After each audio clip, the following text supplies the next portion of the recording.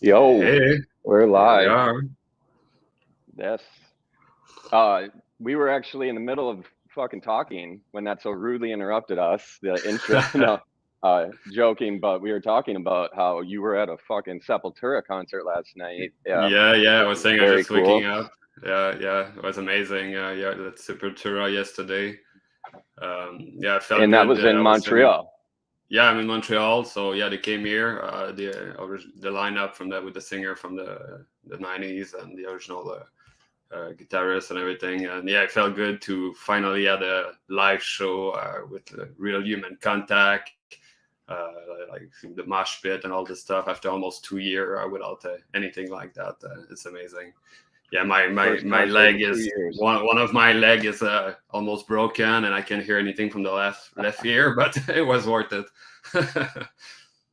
That's a good feeling the next morning sometimes after getting brutalized at like a metal concert, man. I like that Yeah. feeling. That's awesome, man. Good for you. The first concert in 2 years is a absolute ripper. Um, Yeah, the first so time I was saying how that, like people are feeling like it's normal again in a live that's show. what I was Like they about don't to have ask a you. big mosh pit, and yeah, and like no one give a fuck, and like all right, once in a while, it's worth taking some risk, I guess. So Montreal is feeling pretty good recently. Well, I feel that yeah, Montreal has been completely insane. Like our prime minister has been doing so much restriction for the last 2 years. Like everything was shut down completely. A lot of small restaurant business had to close forever because they weren't making any more money. And yeah, so and like right now, just as the restriction are finally lifting, I guess people are just have this huge ball of energy that they need to get out, and so now they're like, okay, they go from one to the extreme to the other. We had a curfew not that long ago, and now everything is getting lifted, Yeah, so it's day and night. wild. That's wild. I've been to Montreal one time for I think it was called Pop Montreal. It was like a music Yeah, that's festival a cool type thing. festival. Yeah, Yeah. It's a very cool city. A very French city, right? Like isn't it almost just as French as it is, Canadian? Or it's like really French Canadian. yeah, Montreal yeah. is all those. Yeah, I'm French, so yeah, yeah. Well, the whole province of Quebec, it's French people. Like mostly in the country, that's all they speak, like 100% French. yeah, And in Montreal, yeah, it's about 50-50, I would say, right now. But yeah, yeah. Right originally, on. Montreal was a French city. Yeah. There was a whatever area that is where like all the streets were cobblestone and everything was like super super beautiful. Yeah, Part of the Montreal over old there. port. Yeah, it's kind of Yeah, they kept a lot of the original city there. That's great. Yeah. very very nice. So let's get to it. Von Doyle, like you just said, like this was your first time showing your face, really, right? Yes, Or yes. at least Love in this working. capacity. So here we Yeah, are. Like, yeah, you yeah. just doxed yourself. Thank you for doing that, Of man. It's amazing talking with you. Like I'm a big course, fan. So like, thank you for taking the time. we love your work. We love your work. Top of our list of some artists that we need to talk to. I'm gonna Yeah, that's a lot. start Von Doyle. I think on Twitter though, your handle doesn't have the E, right? Am I mistaken? No, it doesn't. Yeah, yeah, Okay. it's missing the E. Yeah, I don't like. I try a lot of different variation with the underscore and all this stuff, and nothing was working. I was like, I'm just gonna remove the E, and that's gonna be my handle because Bondi So was taken, obviously. is Uh, this a Misfits reference or huh? where does the name come from? Where does the name originate from? Oh, Von yeah. Doyle. So Voindal, yeah. So Von basically is it means from in German. Hmm. Uh, like it's in a lot of old name where it's like Yep. Von, a city. And yeah, when I was young, I was a big fan of Lars von Trier. But his name doesn't make any sense because Trier is not a place. So he just said fuck it. Like he invented that name. That's not his real name. So it's like Lars von Okay. Trier, and he just added von Cool. Trier. I was, oh, that's cool, from a family name, last name, but it doesn't work. So I'm like, all right, Von is cool. I'm gonna be called Von. And Doyle is my Irish name. Like that's not my real name, but my Irish Oh, okay. ancestor were Doyle. So I was like, okay, Von Doyle, kind of cool. Okay. No, I love it. I actually spent a little bit of time yesterday Googling, like, to figure out, like, where the name might have come from, and I've seen the Mhm. Von before used, obviously, in All names, like right, that's what you're surnames that talking fit. about. Yeah, Southern. I Yeah, said the but then I Southern was one like, early on. Yeah. Doyle, the only famous Doyle is the vocalist from the Misfits, the band, Hmm. the punk band Misfits. So I was like, maybe he's a really big Misfits fan. Yeah, No, no, no. Yeah, I that's know why. Misfit, but yeah, I'm not a huge fan. But yeah, no, it's just my Irish name. Got Yeah. it. Yeah, it's tight. It really works. There's something about having that your name Von Doyle mixed with the work that you make, like, does create this sort of, like, what's the word? Like a persona almost, but it's like this very Hmm. austere persona. It's just very like you're a knight or a sir. Um, Hmm. Yeah, yeah. I so it work really with works with those like your. old painting from like the Baroque era and all this stuff. It Yeah, just so it makes really sense. works. Was that intentional? Was that intentional? Were you like, this is the kind of work I'm going to do? I want a name that kind of alludes to the kind of work, Yeah, and yeah, for sure. I very thought it was smart. working well with the like I was starting already from the get-go with those kind of paintings. So like, okay, this is kind of name that's gonna work well with it. And I like the That's mix awesome. of is it like German Vine and then Irish Doyle. I'm a French in the English country. I love like I'm in love with Mexico and I'm really big in Italy right now. So it's cool Cool. to have this mix of all the different culture together. Yeah, it's perfect, man. It's well thought out too, like I was saying. So like then, so as far as the work then, um, where should we start? So like you come from a film background, you went to school at Concordia Hmm. for film production. You've owned a film production company after you graduated. But now your work revolves around, as you say in your Twitter profile, like disturbing the old masters. So you are taking classic masterworks throughout the ages and then running them through algorithms and GANs, et cetera. It's a lot more detailed than that. But can you explain the like how you kind of went from, or like how did you even get into film in the first place? Like, was that just a passion of yours, like an interest of yours for a long time? So you went to school for it. But Yeah. then what's the bridge from film into neural networks and AI and classic masterworks in general, and like interest in fine art, classical art especially? Just like, let's hear a synopsis of that Yeah, yeah, transition. that's a lot to cover, but yeah, I can start about Yeah. my interest in film.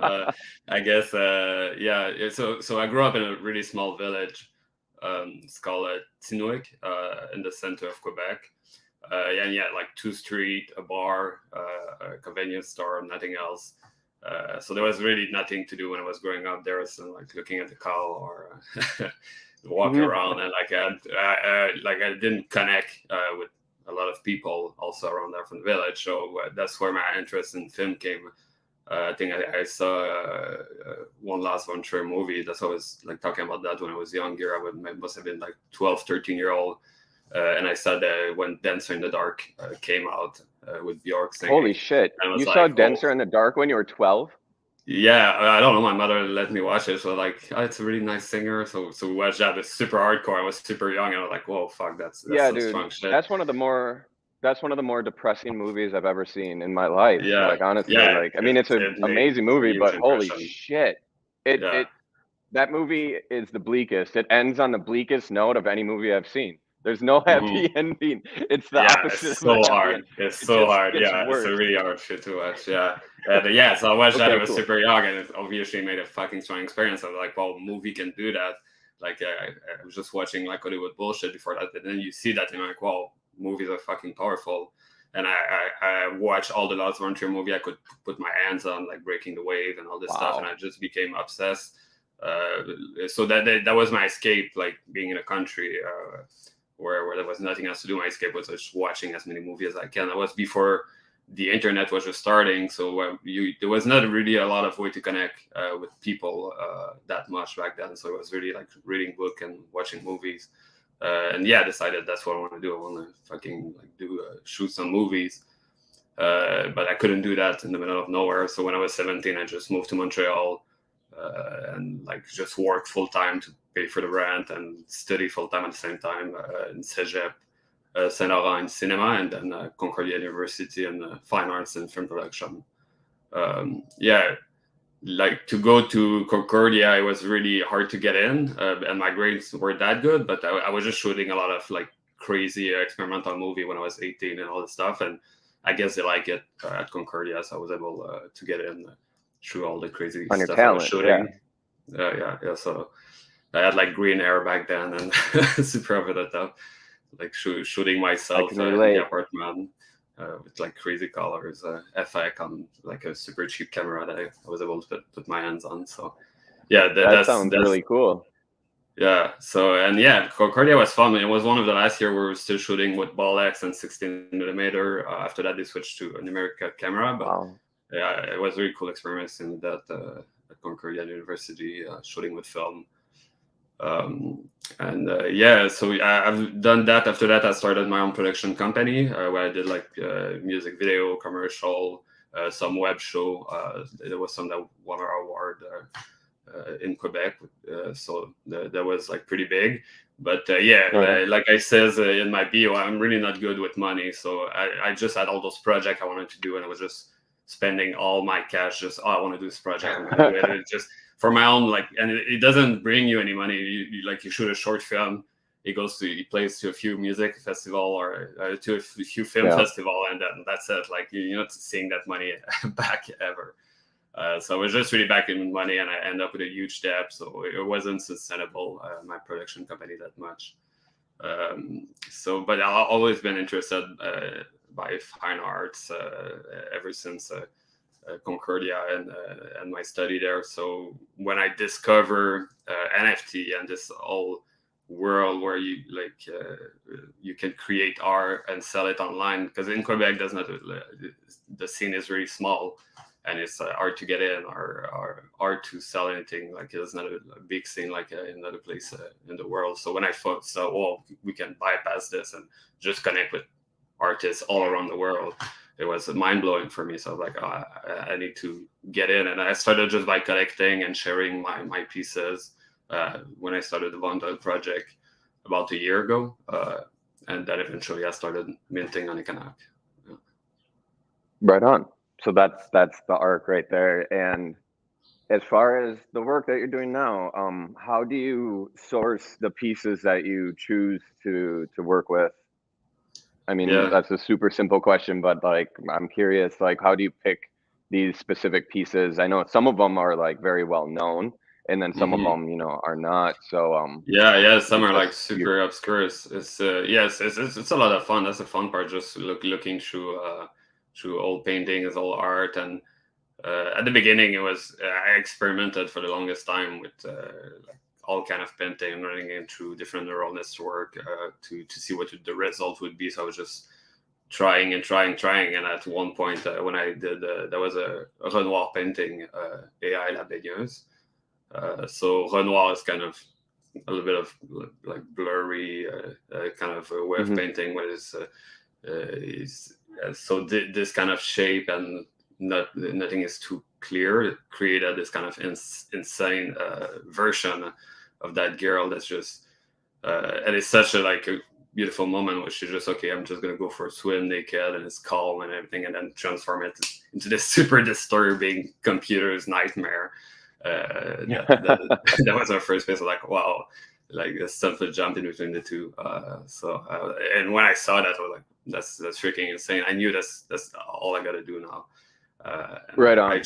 I just became obsessed and I'm doing like a ton of them, and discarding most of my work and being like, okay, this is not good enough. And then once in a while, I'm like, oh, this is amazing. I'm gonna share that one piece and mint it. Yep.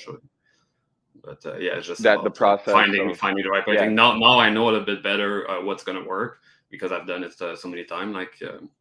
So I kind of seeing just by looking at a painter, like which direction is gonna go, but I still get so much surprise every time. The process sounds a lot like, well, not like photography, but the end part where it's like you take 1,000 photos to get maybe one, and so it's like this idea of abundance in art is different. It's kind of a new concept, really. It was always I bring this up because it's something I used to think about a lot. The idea of like flipping quality over quantity on its head, and now it's kind of coming around where it's like quantity equals quality. Actually, like it's not quality over quantity makes sense, sure, but if you have enough quantity, you will get quality eventually, right? So like Yeah. quantity equals quantity as well. So like that's kind of the idea of the whole GAN and algorithm systems. It's like just make a shit ton and you'll get one, and it's like take 1,000 photos and you'll get one photo or whatever. You know, it's 100%. like, I love to compare it to photography. It's exactly that. Like people are saying, oh, anyone can do like AI art now. There's so many tools out there, but yeah, it's like anyone can grab a camera and start taking photos. exactly. But you're gonna have the sensibility to be like, oh, this one is beautiful, and from this angle it's gonna look even better, and I'm gonna make it work and retouch it in a way that doesn't really like the photo is going to shine to its full potential. And I think that's what good AI artists are doing. You know, they're really pushing the tools to the maximum. Yeah. Yep, it's about taste, and like you just said, the sensibility. It's like you can't teach the sensibility. You can teach tools and you can teach everything else, but you can't teach sensibility. Dude, I gotta go back. I'm sorry, because it's just gnawing at my brain. This idea of like you as a teenager, child almost, watching Lars von Trier movies is just like fascinating to me. That's why I messed up, like, you know. His movies have stuck with me in ways like I'm not even like. I like some of them and I hate some of them, and him as a person is so controversial as well. You know, like Antichrist is one of the most hardcore movies I've ever seen in my entire fucking life. Like, and now with like seeing your art and you now and talking just the very little I have with you, it all makes sense. Like things are coming together with this Lars von Trier shit. Like, what's your favorite Lars von Trier? We're just gonna sit on this for just a second. What Lars von Trier movies are like your favorites? Well, that Antichrist for sure. Like it's over the top, but so much. But it's insanely. It's like it's so misogynistic, but almost like it's intentionally misogynistic. Like, he's like saying like women are the devil or something, and it's just like, bro, that's so hardcore. And like they like chop off the dude's dick and shit in that movie, or like smash it with a rock and shit. Not to give anything out. And that's why I'm just like, holy shit, this is so intense. Like, what ripe inspiration, and like if this is the kind of thing that sparked your interest in art, like, damn, dude, like that's hardcore. Well, and I feel like you could read it both way. Like it was the same thing with Nymphomaniac. She's kind of really empowered in it, where people are like, oh, it's my misogynistic movie, but she also hold the old power during the movie. So like it really depends on your interpretation of the movie. But for me, it's true, like, and really one way or the other. And my favorite one is. I actually agree. Yeah, sorry. I agree with you about that point. I don't mean to go off about the misogynistic thing. It was just like that's been a topic of conversation that I've seen a lot of articles and read about and stuff, but then also have like he's worked with Kirsten Dunst multiple times, I believe, and hearing her talk about working with Lars von Trier and stuff, it's like, you know, these people, like, this is a form of art that is just not properly understood, really. It's kind of like it's too avant-garde, it's too nuanced for the general audience, so it's misunderstood, and I totally understand that. So I didn't mean to like put him in a box that he is not meant to be in, but go on, please. No, but definitely I think all the actors only work with him once because he's so hard on them on set and asking so much from the performer that they're like, okay, man, this is not fun, like I never want to shoot with him again. So I guess that's what happened with Kristen Dunst and with everyone. It was the same with Björk and then with Nicole Kidman. And my favorite, which is Dogville. Dogville is definitely my favorite one because it's basically it's a small village, but it's shot on a stage in a studio, and the wall are just like a white line on the floor. So this idea of there's no any privacy in the small village where everyone is seeing each other, even if, like, I guess in reality they don't see each other when they're playing the role, and it being in a house where something happened. But yeah, this whole way of shooting that's super experimental is really like everything I love about cinema. So Dogville. I have not seen that. Dogville. Dogville, yeah. If you can put your hands on it, it's Nicole Kidman, and it's definitely my favorite work, I guess. Yeah. I will be watching that. That's fucking rad. Cool. Yeah, and Nymphomaniac is such a amazing movie too. Like, Yeah, I saw that in you get, theater, like, so that was a bit intense. Like 3 hours with a bunch of people. I wouldn't be able to sit 3 hours. Yeah, that's I can't sit that long in the theater. But like that opening scene has definitely stuck with me. It's not even the opening scene, but just the famous one with the electricity and like whatever and looking up at the sky. Just wow, such amazing imagery in all of his movies. So, all right. Anyway, sorry, I just had to be distracted for a while about that. That's it. But like we were talking earlier too, you have a bunch of VHS movies behind you, DVDs. You're a collector of sorts. Yeah, Like, movie and as collector. a Yeah, like student of even film, yeah, like books, vinyl, even retro video game VHS. I have like over 600 VHS. I'm a bit intense what with are that collection. some of your favorite movies? Favorite movies, real quick. Like, Yeah, drop 'em. well, yeah, I guess my favorite. I work a lot by director, I guess, but yeah, like the Bergman, all the Bergman movie, like Cries and Whisper from Bergman is probably one of my favorite movie Okay. ever, and Tarkovsky, which is a Russian director. I love him. Stalker is one of the Yeah. most crazy shit I've ever seen for sure. Stalker is But amazing. yeah. I just watched Stalker again, not long ago, but Stalker is great. Well, also And like it's based really, off of. yeah. I was just going to say it's based off of Roadside Picnic. Have you read Roadside Picnic? The book. No. Yeah, that's So Stalker is really I good. didn't even know it's based of a book, really. Yeah, it's loosely like. No, I don't even think loosely, really. But it is based off a book called Really? Roadside Okay. Picnic. Yeah, it's a really good book too. I'm gonna check it Stalker out. is based off of it, and it's like, but it's like changed. But what a fascinating movie! That makes all the sense in the world with your work for some reason too. Like I'm getting a full picture of like, it's Just very the cool. idea of the whole movie they're trying to get into that space, and then like they can once they're there, they're not able to get in. Like it's so strong. But I also in the really end like scene. the The end, end like scene of that movie is like perfect. that really sticks with you. I'm not gonna say too much in case people haven't seen it. Yeah, I was just But gonna say, watch Stalker, everybody. If you haven't seen Stalker, watch that. And I really like also like poetic movie, like all the Jim Jarmusch movies. I can watch them over and over. Wong Kar-wai movies are amazing, like Chungking Express, and The Moonful Love, all that stuff. Yeah. Definitely Awesome. a big film. Some rich inspiration, definitely. You have like, there's definitely like a richness to all of these movies that you're talking about. So I definitely see that come through. Like even like the palette of these movies somehow is kind of like the palette of your works. That's like muted browns and I'm colorblind, so I can't really say, but it's like this muted, like earthy tones to everything. And even when you do lighter and darker tones, it's still like within this realm of it's like that Renaissance. So I guess it's coming straight from like the kind of the paintings that you're working with.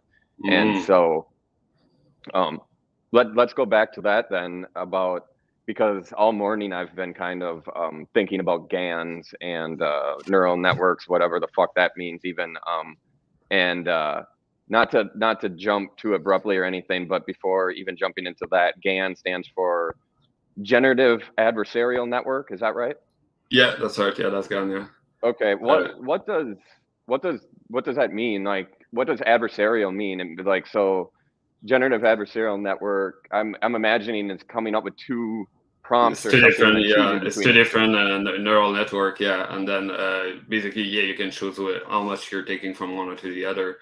That's all like they do gang art, where you can have two different string, and a string could be based off a library. It could you could feed in thousands of images, and then have like this kind of GAN mixing.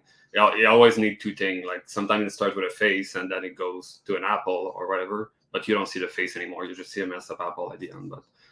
All gang are based of two different neural network like going against each other.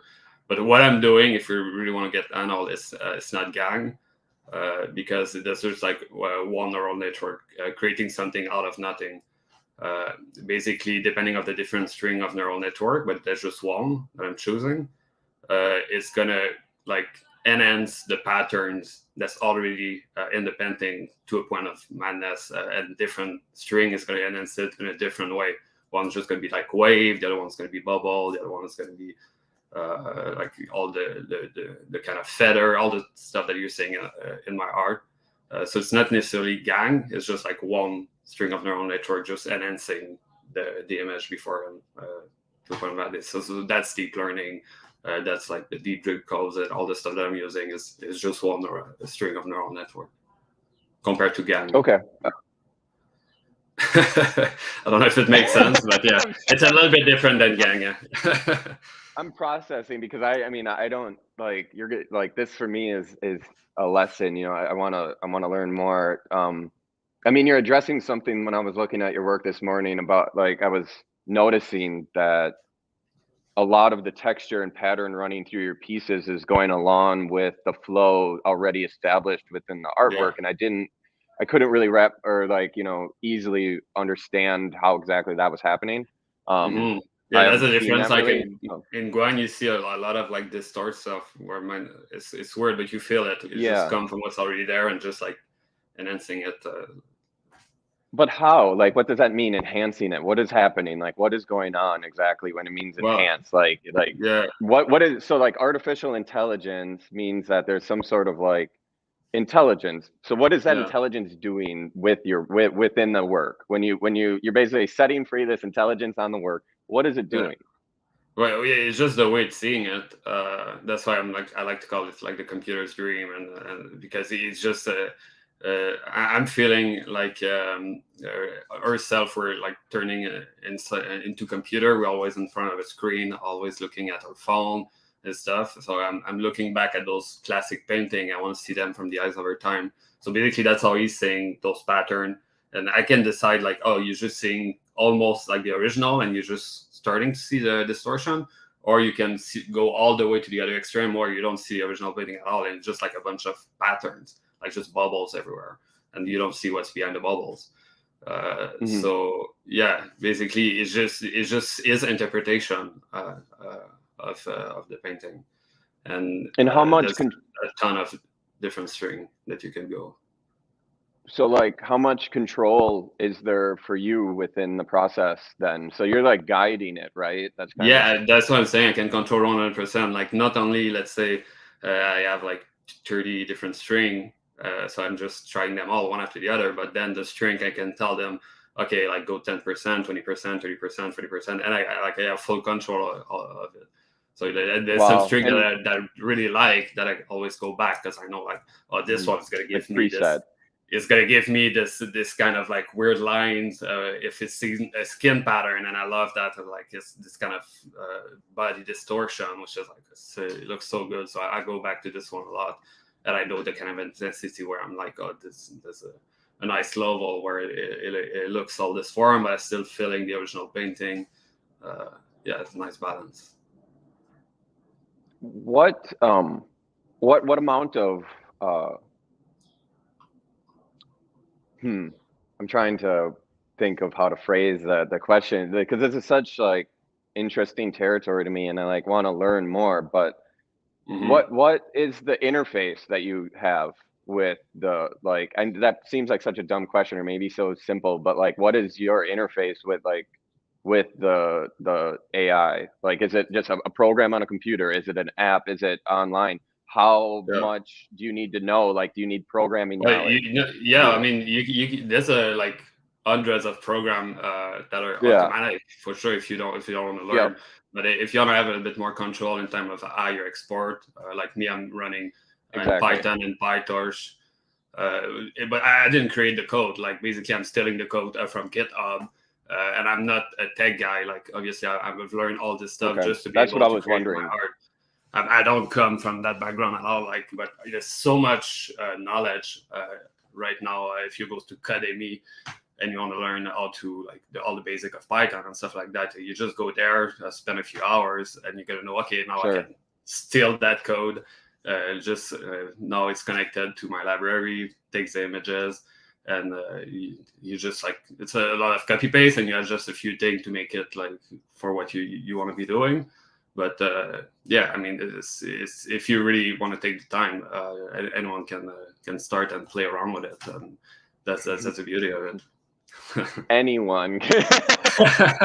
I mean, if you really want to, it takes a little bit of time. Yeah, you're talking about like, you know, copying, pasting code and stuff. I remember doing that back in the day with this HTML to make websites when the internet first came around, and it's like, I ain't about to do that shit again. But but it's awesome. Like if that's what, if you want the like kind of quality results that you're getting, you kind of have to do that. You're not going to really get that kind of shit from running like Playform, right? Or like what are some of the other that's one of the problem with those automatic. They're a bit limited, and you see it like I see it a lot of time, like something that's just like one raw export that looks like pretty basic, and it's probably from those programs, but who knows? I don't know how they're creating it. I don't have all the backend, but yeah, like it doesn't give you the same quality. And another thing that I'm doing is a lot of time I'm not just going to take one raw export. Is I'm creating a bunch of different ones that I like, and then I'm layering them in Photoshop, and I'm going to be masking a different part and like masking like crazy just so it looks really flawless and that everything makes sense to each other. I don't want to see like the difference between, but this is the way I'm able to have all those different strings in one piece. And then you're like, oh, okay, I'm going to see the bubble there, and then the skin is going to look cool, but in the back I'm going to have the feather, and in the eye I'm going to go look for a different emotion, because if it's just that one big blur, like I don't have a nice emotion in the eye, it's just bubble. I'm like, okay, the eyes, I'm going to make it less intense because I want to like those eyes to pop back in. So just by doing all this Photoshop work and choosing all the different layers and putting them together, it's also what makes a difference on the piece at the end of the day. I love that. It's like you're collaging at the end, actually, in Photoshop. Yeah, and is it Photoshop you use? Yeah. Okay. Yeah. 100%. You're collaging your neural networks or your neural results. You know all about collage. Yeah, exactly. That's why I'm bringing it back and totally, seeing how this all comes together now in Photoshop. You're just kind of like masking off areas and picking and choosing. It's fucking dope. What do you think of we touched on this, you touched on this about how like a lot of the work that we see that is like this GAN work or AI work, you're not doing GAN work, so I don't want to like put you in that box, but we do see a lot of GAN work out there because it seems somewhat simple if you're running these programs like you said. What do you think about that? What is your take? Because this is a topic I'm super interested in. Like, so I was in a Spaces, a Twitter Spaces. I wasn't speaking, but I was listening, and it was a topic. This was last year sometime when Twitter Spaces were a different place. But the topic was AI art or AI influenced art, and someone came in and quite literally had a breakdown, and I don't think it was fake. But it was somebody. It was an artist, and they were just like losing their shit over like, this is ruining art. These artificial intelligence that are going to ruin art. Like, where's the human touch? Yada yada, and just really and losing it over it. And I was like, wow, this is a really polarizing topic. It really like gets people heated. And then just recently over Freeze here in LA, there was a show of GAN art, and I had a lot of conversation with people there, and I'm forming my own opinion about GAN work and artificial intelligence in art, because a lot of the times what it seems I'm seeing more the hand of the artificial intelligence than I am of the artist in this work, like big time or whatever. And in that way, it all almost looks the same, like where it's like the real artist here is, the real artist is the programmer of whoever programmed the AI than it is the person using it, right? It's like the results always have, like you were saying, kind of this blurry together stuff, and it's like you can tell it's made by GAN. Like, what is your feelings about that? Like within the play, like in the context of art and fine art. Yeah. Yeah, I definitely agree that there's some guard are like a bit uninspired. There's so many of it that really blow up, and everyone has started doing it. But yeah, at the end of the day, if something that's made with gang and so kind of a collaboration between gang and the artist, and they have a way of making it work, and you're gonna feel it right away. It's something that's gonna touch you when you see the final piece. And like pieces like Jenny, she's doing amazing gang work where she create those gang, and then after that like paint over it. So this really like a full circle of they're doing the GAN, and she's using it as a tool for her own painting, which is just enhancing her final work. And Who me, is I'm that putting again? it. Yeah, Jenny. I don't know if you heard about her. She's really amazing, and Yeah, no, I that's definitely an want to. Let's get a shout check out. it out. Yeah. Shout out to Jenny. Yeah, Yeah, that's you always could my actually reference where she's is the best gang there is out there. 100%. But yeah, she's one example. But there's a lot of other artists like Gang Brew that really like what he's doing, and you yeah, I see was it, and gonna bring him up. you're like, this is a completely stunning kind of abstract painting that he's doing, and it's still Gang, but it's just the way he's doing it is like no one else. And yeah, there's a ton of other that I'm forgetting at the moment. But I think even people that are hating on AI, if they're seeing what I'm doing, what Jenny again brought in, everyone is doing, they're gonna resonate to that. They're gonna say, "Oh, okay, it's a tool. Like Photoshop is a tool, like a camera is a tool. It's a Yep. tool for artists to express themselves." And a lot of people are not going to be able to use that tool correctly, and it's just going to look and inspire. And there's a ton of it out there, but like a few people are going to take that tool and make it their own and really have their own style, their own identity that you can see right away. Oh, this is the one. Oh, this is Jenny. This is Gangrun. Mm-hmm. And I think once it's becoming that, it's really it's yours. It's the artist that you see through the pieces, and it's not the AI anymore. So What is yeah, I don't think we should fear the AI. It's a great tool. no? Yeah. I don't know even know how to phrase a question, but I'm wondering like, what am I seeing when I'm looking at this GAN work, and I'm like, why does it all look the same? Why does all the seams look blurry and stuff? What am I seeing there? Am I seeing the machine trying to make sense of something and not having all the information, so it's just blurring it, Mm-hmm. kind of like how Yeah, an ISO in a camera is just filling in yeah, grain without the yeah. information, because it can't. You, yeah, one that we see a lot is the Google Collab, and the even like an iPhone app now that's kind of working with that Google Collab, which is kind of a word to image. So basically, you type anything and you give it a style, and the AI is going to try to create that. So you're like, okay, neon, dream, party, like. Electronic music, sky, cat, and you just type all this stuff, and then the AI is like, okay, I'm taking all this reference from Google and try to make sense of it. But yeah, often something that end up looking like other pieces that are using in the past.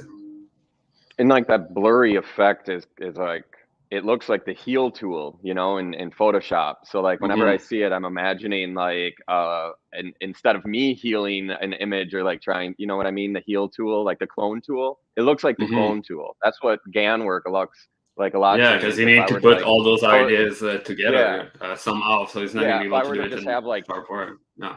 I could be a GAN. It just feels like I could take 30 images and just take the clone tool and just clone together some shit.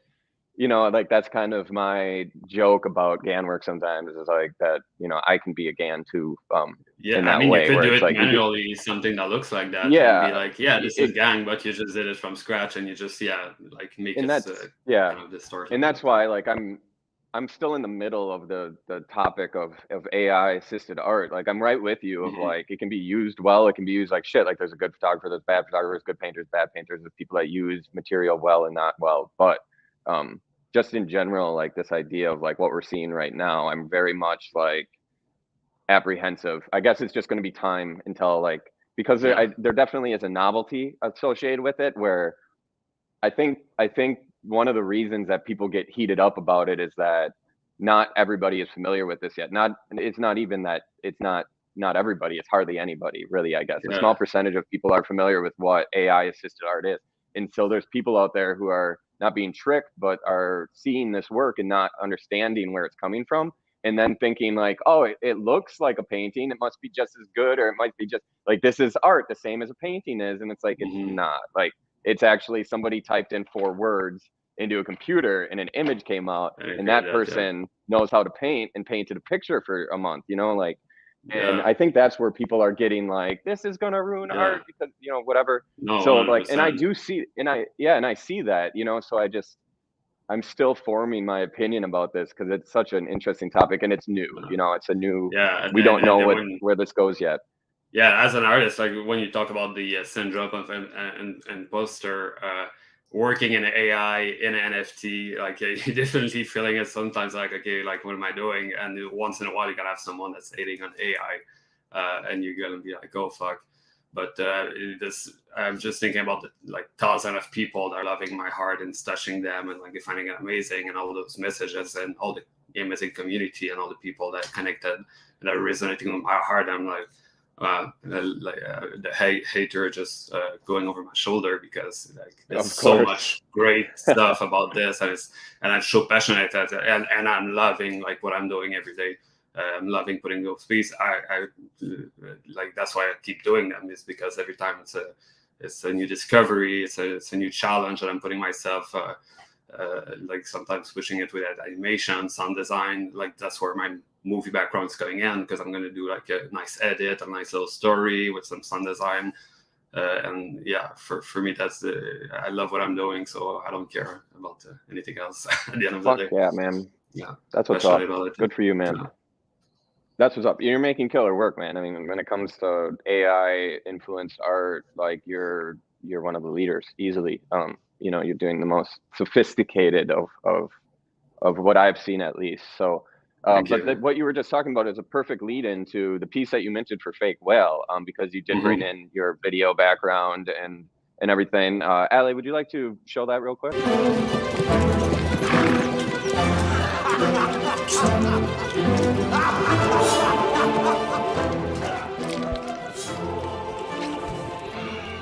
That's great. I love the face over here, and that, damn, awesome. So for this piece, you brought in like the motion and everything. Like, can you talk about how you're doing the motion? Like, what are you like? What is your process to bring in? Parts of the work? Everything is done 100% in After Effects. Yeah, and I learned like online how to. I wasn't that good in After Effects, so I've learned doing a few pieces and started with more simple animation, and then developing a little bit more throughout all my pieces, like with the Rebel Angel and this one. For this piece, it's funny because I was working with building the background for the horse, and I couldn't decide because I was like, oh, those backgrounds are so good, and like at the beginning I just had one, and I couldn't decide which one between the 4 because they're all so great. So I'm like, okay, let's do this kind of like over the top kind of cartoonish animation where the backgrounds change one after the other. So I'm like, no, I can use all 4, and I don't have to choose. So that's why I decided to do this, and like having this kind of effect of the background moving for time. Yeah, I really like it. I really love that piece. It's one of my favorites of yours recently. Even like I own a bunch of yours, so I have a bunch of yours in my collection. Thank you. Yeah, I'm a big fan. That's awesome. So bringing in the film, do you plan on bringing film in more at all? Like, that's something I was wondering earlier when you were talking about having green hair, shooting like, experimental videos of yourself, in the countryside of Quebec. Do you plan on bringing more of like the straightforward film aspect into your work, or do you plan on bringing that to the crypto space at all? Or so Von Doyle is a project of yours, that's not your name, so that you're able to have other projects within the space. Do you plan on doing those kind of things? Do you plan on making short films and doing things with them, or bringing that into the practice? Yeah. Like I was telling you before, I have a lot of old camera. I have a VHS camera too, and like the color are so beautiful when you shoot in VHS. It's kind of something that's really surreal and super intense. So it could be interesting. Yeah, like you said, is because Von Doyle is such a specific project. with such a strong note that if I'm starting to mint like experimental video, it's so out there. So it would have to be a different project. But yeah, I would be interested to start minting stuff. Like that's funny because if you go in my Twitter and look at my media and go all the way down at the beginning when I started to learn about NFT before I started London project, you're gonna see my first post or like kind of a experimental movie that I shot about Georges Bataille called Bataille. Is like a French writer. So that was shot with a Bolex and 16 millimeter. And what I did, it was like did a couple of pieces when I was recutting this movie. I had like 10 followers back then, so it didn't catch up too much.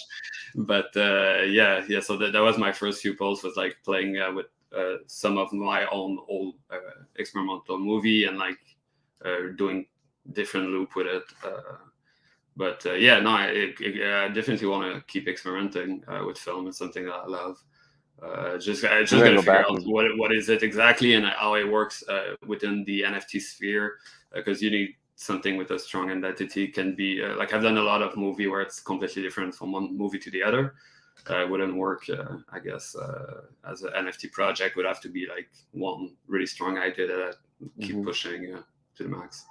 Yeah. That's interesting. Like, yeah, I mean, you're pointing out an interesting thing about the NFT space, or like the digital art, kind of crypto art space of like the kind of needing a strong identity, capturing attention. It's a lot of things that are not really when you're working on like fine art or experimental film, you're not really thinking about those kind of things, right? Like an experimental film is the last thing that's ever going to keep somebody's attention or grab somebody's attention, right? Like, so that's interesting that you bring that up. And it kind of plays into the question of like, you started on Hen. That was where your first mint was on Hen, May 2021. What, I'm not going to ask you what drew you to Hen because it's clear to me or obvious, but like, you haven't, well, I should ask you, do you mint anywhere else? Have you minted on Ethereum at all? Yeah, eventually I started moving. Well, I started on Hen, yeah, because when I saw the art that was there, the community, I started connecting with people that were minting. Then like the community was so amazing. So one of the first things that drew me there. But yeah, also all the money was staying in the end of the artist and the collector. There was no those crazy fee of Ethereum. So it's really like the kind of punk mentality that I love about the NFT space. So like, oh, this is it. I'm gonna go on. And then eventually, as I became popular on Ecanuck, there's a collector that were asking me, can you mint something on Ethereum? I don't want to buy anything on Tezos. And I'm like, all right, like, why not? You really want to buy something? I don't have anything on Ethereum. So I did my first piece on Foundation. Okay. And, yeah, so I did a few on Foundation, but yeah, mostly. When? Let me check the dates here. It's not sure. And my first piece it was kind of insane because there was this big like bidding war at the end, and it went like for 2.5 Ether. Which like is an insane amount of money. Like, and I never seen money in my life. I grew up like in a super small house, just my mother and my sister. Like we were super broke. So I never seen any kind of money before that. Like my mother, she's the best. She was a stage director in a small theater in another city nearby. And like we only had a small house, and at the on the top we had like 2 bedrooms. Where you had to go to the first bedroom to get to the next bedroom, and that's it. Oh, so that was like just one first floor and then 2 bedroom at the top, and like live there. So just so we can have some kind of privacy, she gave me the room at the end, and my sister the other room, and she was like sleeping in the living room, literally. Wow. So. So like, wow, she sounds like a really nice woman. At least, like that was very. Yeah, she's amazing. She gave us everything. So I learned a lot from her. Yeah. I grew up in a small town too, man. So I feel you. It sounds like you were more out there though, and yeah, man. So go back to. Sorry. Yeah, I was thinking about Foundation, so I wanted to see this piece what you minted over there. I was just wondering how long ago it was that you minted on, and if that's something that you're going to go forward with, or like if you are you kind of just set on minting on Tez as much as possible? Or Yeah, is I that like where Tez. you're- I like Tez, so I'm staying on Tez a lot. I like Object. Versum was interesting, but yeah, it doesn't look like there's a lot of movement going there. No, But let's talk about Versum, dude. I love uh, Versum. I love browsing on Versum. I love the user interface. I love the experience. I love yeah, for me, it was a bit feel and like the look of it Economic all. was coming back in a second life for Versum. That's Better what I love though. about It was like Yeah. it was like what Hickok Nunk would have or should evolve to is what it felt like. Mhm. And I believe that Versum tokens are now showing on Object, right? Yeah, which is probably like it's going to help out because when the collector are grabbing something in person, they want to see it in their main collection, I guess, on So Object. this So should it be should help out. so yeah. I want to give a shout out to Versum because I really enjoy it. I'm Love gonna it, mint yeah. something over there. Yeah, I'm gonna Nice. put something up over there. I think I have a collaboration that I'm with a musician that I want to throw up as because they allow for the like true collaboration where it's like 50-50 Yeah, you two can do a artists split together contract. minting. Yeah, which is I why one of actually the reasons why I started there. I'm doing so many collab with yeah, incredible artists all the time. I So yeah, I have some of your collabs from over on Versum, so for some, yeah, everybody yeah. go mint on fucking Versum. I'll buy some of it. Like let's Yeah, I get love it Versum because going yeah, because it is it's really back to fun. Canuck. Yeah, it's all about the art. Like on Object, like it used to be more all about the art, but now it's hurting me every time I go there and just seeing those like PFP Charts and project at the top on the yeah. charts, top sell, top brand. Like this old page is just filled with like Bilgami and stuff like that. So that's one of the reasons why I'm like, we wish we go back to Economic or to move to something like Versum. It's Yeah, just because of like all those PFP projects are I taking think over Versum's the move. Tezos. Mm-hmm. Yeah, Versum's the move. Everybody go get on Versum. I have a pretty decent collection on there already. I know, and I know you've collected over there. We both have profiles, and you can follow Yeah, people over there. It's a lot. You know, I know yeah, Object is having some issues with the following and whatever, but I'm having issues with that there. So like following up, you can make your own boards. Like you can organize your own work and like create your own boards out of your work. It's the kind of thing like when I was on Tumblr way back in the day. You know, mm-hmm. you would curate your own blog so that you could use your blog as like your mood board. But now it's like you get to pay your friends or pay these artists for their inspiration. You get to actually form your own mood boards, and it's a lot more artist centric space. I highly recommend Versum. Yeah, Not to get the too off art look topic. amazing. The art looks amazing. Even the video, like the quality of the video, and it's loading in a way that it can loop without any problem, and it looks beautiful. So yeah, I love it for all those reasons. It's just yeah, it's hard when you're like, okay, it's not selling as much as an object, and you're like, okay, I love, I want to be able to get the piece in the hands of collector. So yeah, maybe there's going to be a big movement going into Versum, but that's the only thing I found that was a bit harder is getting all the collectors to move into Versum. They everyone love being an object and collecting an object. Yeah. And well, now we're now that the it just came on Object, or like the tokens are just now being seen on just a few days ago. So Yeah, I think you know. So yeah, let's see what happens. But touching on the collaboration thing, that's a really great topic because you have collaborated with so many artists. How many artists have you collaborated with? Could you ballpark it, you think? Yeah, must be almost 20 now. I've done so many Okay. collab. The community on Tezos is so amazing. Ever since the beginning, I was they helped me like when I minted my first piece. It was selling a little bit, but then like Tug Block retweeted it and it sold out right away. So he's been really good friends since the beginning, and Lawrence too, Lawrence Fowler, which is doing like a poetry with printing. I've been like super close with him since the beginning, and they really helped me like start in the NFT world. And everyone else on Tezos that I've collaborate with, like we became super close, and even after the piece, we just like talk all the time and exchange idea and see what's going on, what new piece we're working on and what's going on in the sphere. So yeah, it's really like a second family, this whole Tezos community. So you shouted out Lawrence Fuller, right? He's like a poet, is that right? He's like an actor and a poet. Yeah, he's an actor, a poet, and yeah. So yeah, like I it's close to my things a little bit because yeah, he's working with paint, all kind of painting from Renaissance Baroque. We work on some of the same painting, which is kind of funny.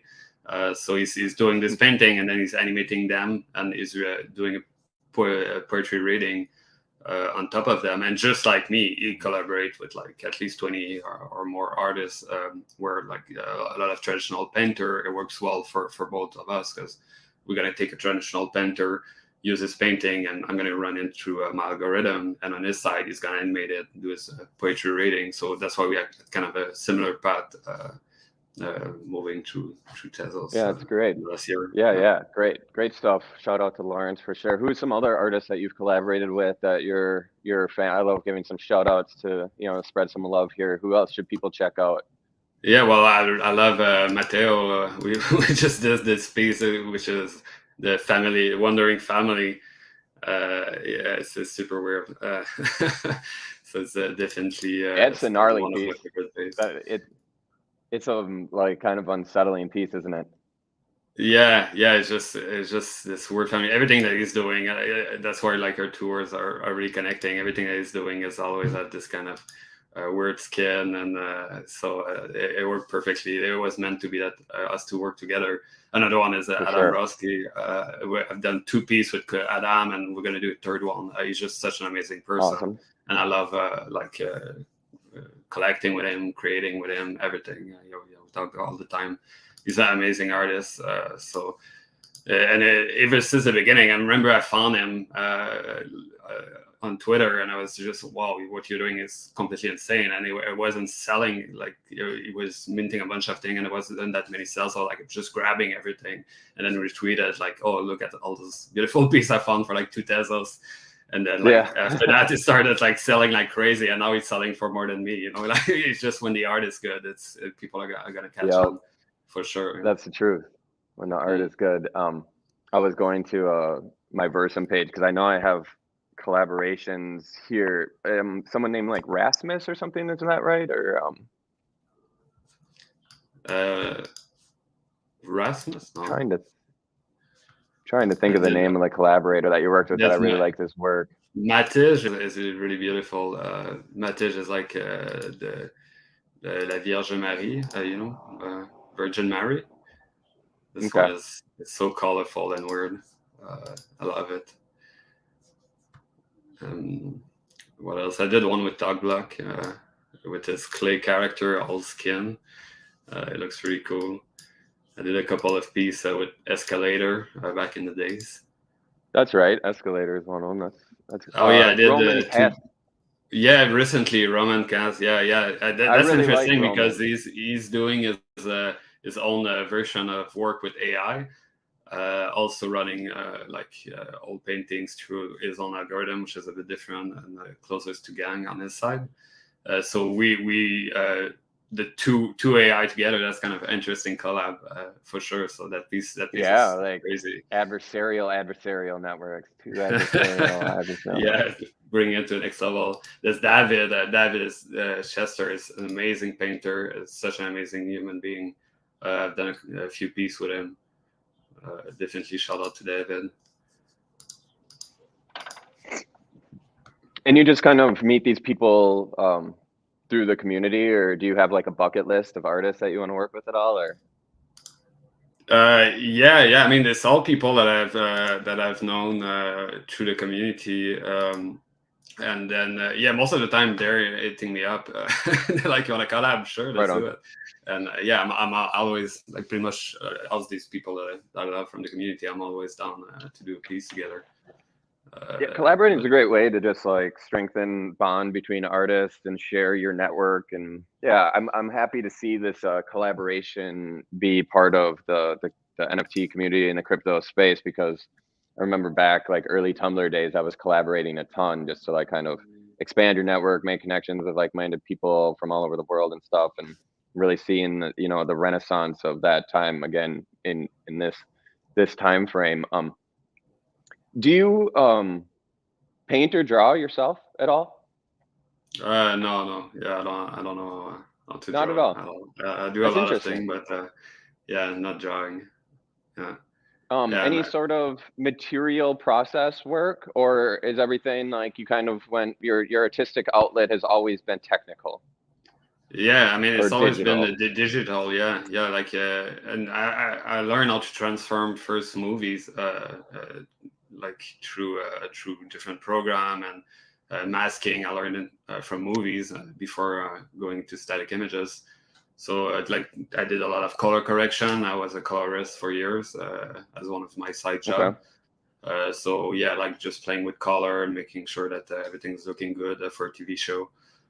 So yeah, that's everything has always been digital, but now that I'm doing those pieces, I really want to start experimenting, like printing on an high res, like nice quality paper that could absorb paint, and like really mixing the digital with the physical would be something I want to do, like start printing it and That's painting on awesome. it, or melting it, but in a more physical way, like Enrique is doing, where it's just doing those painting and then burning them, and that's a piece like Are you talking playing about with the material a Henrik bit. Hewlett? Yeah, You're talking about Enrique. Henrik Ulleden? Yeah, yeah. Yeah, I love him. Where Yeah, it's amazing. yeah, cool. Shout out Henrik, what's up? His work, like he's literally like burning his canvases and shit. So Yeah, yeah, and I I think it's can super totally interesting. see, I can totally see your work translating to a physical, realm, especially your work for sure. Going back to your collaborations just real quick, Ali is saying that he can show the collab with Ingrail. I would love to pull that up just for a moment if you can, Ali. Just we check that out here. Mm-hmm. Yeah, also If he's Michel still there. Petrelli, I did a couple of pieces. I'm forgetting so many people, but yeah, I want to shout out Michel Petrelli. He's great. I was just looking at their work this morning, because I did see your collaboration with them. But are they a traditional painter? Yeah. They're Petrelli is a traditional painter. Yeah. Yeah, okay. Yeah, a lot of them. Yeah. There it is. Well, yeah. So this is one of the recent pieces with Matteo, and Matteo is doing purely 3D modeling on his computer. But yeah, so their face is I find it interesting. Like I only kept the face, and the body is like exactly as it is. I didn't touch the body at all. I thought it was cool, like just to mess up their tree face. Keep the body okay. original. So Yeah. the hair on those yeah, this is really interesting, disturbing work. I love it. I love this kind How of did stuff. you go about selling that? Was that an edition, or did you sell that as a like a one of one? What was the? Yeah, like we sold 10 edition, and yeah, it was really slow. And usually when it's slow, I'm just like okay, like in 24 hours, I'm just burning everything else, and I'm just like, okay, it's gonna be a 5 out of 5 or whatever. But this piece, I love it so much. I'm gonna wait. It's gonna take the time that it takes, and it took a few days, and it sold out at the end of the day. Like I guess Right on. I need to. It definitely I need to take my deserves time. to be. Sometimes you just really want to rush and like burn and keep going, but. And I was like a super slow. It's 24 hours. There's only one cell, and then nothing is moving. But what's interesting and is that this inspired me another piece that I released right after, which is bear market, because people are like, there's a bear market where like, people are not buying anymore. I'm like, okay, let's do a piece on that.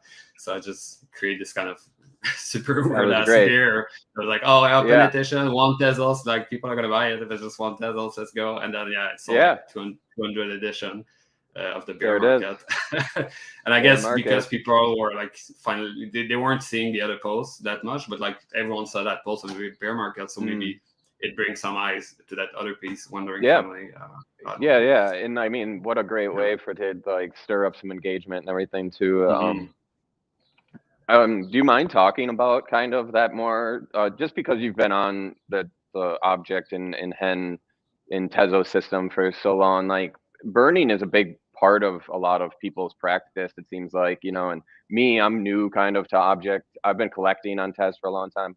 I'm slowly and playfully exploring how I want to put my own work out there. And so I'm, from a personal side, I'm wondering like how do you have just like a system that you are constant, like, this is how I do it so that I don't let emotion play into it at all? Like where it's like, oh, I don't want to, oh, this one's not selling fast enough, and so I'm gonna have this or I'm gonna have irrational sort of reflex to it and prematurely Yeah. burn or something. I'm wondering how you handle the ebb and flow of minting, burning, where, pricing, value. When do you see it appropriate to burn? When is it inappropriate to burn, etc.? Like, do you have a Yeah, practice? it's super hard because it's moving like at a crazy pace. Like one day everything's gonna sell out, and the other day like there's no movement at all.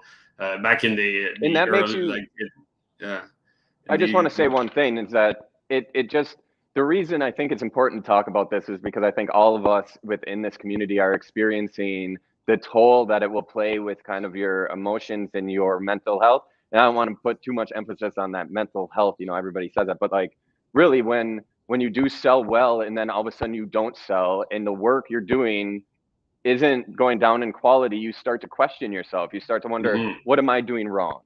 And so I think it's important to talk about this so that everybody Yeah. understands you're not like, this is everybody's going through this. It doesn't mean your work has gone downhill. You haven't Exactly. lost You your got to look touch. at the market. Yeah, exactly. You got to see like, oh, it looks like everyone is in the same situation. So you don't feel like, oh, I all of a sudden like my work is not working anymore. If you're seeing that it's the same for everyone, then you're just like, oh, this is market right now, so be it. But yeah, I mean, I might be just like creating and making montages and like it's amazing. I'm getting paid like to create, which I love, and I love everything about it. So whatever happened at the end of the day. In the early age of like the golden age of Economic, there was no question. Like it was just everyone was just setting out like crazy, and even the bots were fighting for it. And we're like, okay, it's 30-second, you put in something, and like 30-second, everything is gone. Like that was kind of really intense. Back in the days, but now everything has moved to a slower pace, and it's like which is fine. You just adjust to that, and yeah. Sometimes I'm thinking about my collectors, which is like, oh, I want to put that piece out, that super amazing animation for like 5 tests, almost nothing. But then I'm saying, oh, my collector that like I got my stuff before, they might get pissed off that I'm doing that and then devaluing my heart but for me I don't care. Like if it's a lot cheaper and it's selling out, I just want to get it in the hands of collectors. But then I'm like always questioning if I should do that or not because I'm thinking of my collector that got the last piece just before this one. Yeah. So how do you deal with that? I mean, I know I think a lot of us feel Yeah. that same exact way of like, fuck, like, so for me, it's like, fuck, like I would like what you're saying. I want to make something dope and I would love to just put it out there, just be like, bam. And I just get it in the hands of some people, Mm-hmm. put it out cheap because Yeah. it's fun and I want to do it. But then you have to think, okay, but then you have to think of of the market, of your Mm-hmm. market and of your collectors. Yeah. And I don't think as artists that we're necessarily, we're programmed Yeah. to think that way. That's business thinking. I'm not a Yeah. businessman. I'm trying to be better at business and stuff, but it's difficult being an artist and wanting to share your work. And like, you're like, fuck, if I can get paid, enough to make enough to pay for all the food I ate today or something, enough to go out to eat tonight or whatever. That's Mm-hmm. dope for an artist, no matter how much Yeah. money you're making. It's cool. You're like, Yeah, whoa, like anything like it's a lot more than any other artists I know that are like yeah. working in a physical world. So how do you deal with the collector aspect of it all? How do you deal with the pressure of knowing that you have a market and that it's almost like being responsible for a board or something, like I hate this part of selling the art. Like I like creating, I like sharing, but yeah, selling it is definitely the worst part of this whole thing. And yeah, I wish I had an answer. I'm like sometimes I'm way off, sometimes it's working. But it's moving so quickly that like the way I'm doing it right now and it's working, maybe tomorrow it's not gonna work at all, which is weird because like, okay, this is working, I have a good price, a good edition, it's selling out, let me try it again a few days later or in a couple of weeks, and then like totally different result. So even when you think you figure it out, you haven't. Yeah. So And that's yeah, because there's no the answer target really. is yeah. And I guess that's it's impossible. Like, well, the target is moving constantly. It's not like the system just doesn't work, or like what you figured out isn't working anymore. It's like, no, that worked then, and now things changed in the week since or whatever, and it's a different landscape now. So like, Yeah. it's hard, and that's why, yeah, going back to that original question, it's appearing to me that I need to have like a set system in place that I adhere to regardless on the market, where it's like every Wednesday this happens, like like if I release 25 and they don't sell in a week, I burn. It doesn't matter price, blah, blah, blah. So I'm just wondering if you had anything like that, or it's just we'll figure it out. This release, we'll figure it out. Yeah, I mean, a lot of time when I'm doing something completely insane, it ends up working. I remember when I was starting, and I did the Mona Lisa one-on-one. I was just like, all right, 666 Teso. Like, I wasn't making anywhere near that for any of my pieces, and it just sold out in 1 minute. Like, it sold, the one-on-one sold in 1 minute. A collector grabbed it, 666. I was like, all right, I did something completely random, and it worked. Just because I'm like, well, I don't have any idea what I'm doing. I'm going to do something crazy. And yeah, a lot of people are like, don't do big edition, like, keep it to minimal. But I love open edition because it's like, oh, finally a bunch of people finally can get one of a Doyle piece, and it's just I love that like, okay, not 200% have a piece. So yeah, once in a while, if nothing else working, just open edition, cheap, and this is fun. Like, everyone's getting one. I did a big giveaway that was insane, like 500 at the Christmas, like 500 pieces that I manually sent to everyone. That was like such a big mess. 500 days of winter. Yeah, I got one of those. That's a great little piece. I love that one. Yeah, okay, yeah, that all makes sense. And I wanted to touch on that. I don't want to get too far into like the whole collector ecosystem, but it is something interesting, and it is different on Object, or I mean Tezos, than it is on Ethereum and stuff. I feel like there's a little bit more freedom in Object, and you can do what you're just saying. Like, we just played, I mean, you just did that bear market piece, which was just a fun thing, and I don't think any of your collectors are like, hey man, what the fuck was that about? Yeah. So you're finding ways to play with it, and if you can still, pull one of those during the bear market and make 200 Tez real quick, that's pretty dope, right? Like, but that's what I'm thinking. When you like just go crazy into something insane, like, okay, 1 Tez, like, why not? I haven't never done something that cheap, I think, ever. I never sold anything for 1 Tez. I'm like, all right, let's do it. This is the time. Yeah, and it is a good time to do it. Yeah, I have, everybody saying bear market, it's down time, it's time to build. That's kind of the mentality, or what everybody says, build time or whatever. And it's like, yes, and experiment. For me, it's experiment time. It's like, it's a good time to experiment with both my art and the way that I interact with the community, in like collectors and just the whole ecosystem and everything like that. So it's a really good time to play around with those kind of things. Like, I might what even are you working on? Yeah, I might even mint something on Ethereum, because I really like what Foundation did with 5% fee. Like, that's such a great call, because it used to be 15% of the sale was going to Foundation on top of gas and all this stuff. But now they just, like, I guess because they don't want more people moving to Foundation, they just announced that, okay, now it's 5%. Now you can just sell the piece instead of having a 24-hour auction every time. Now you can take offers. Wow.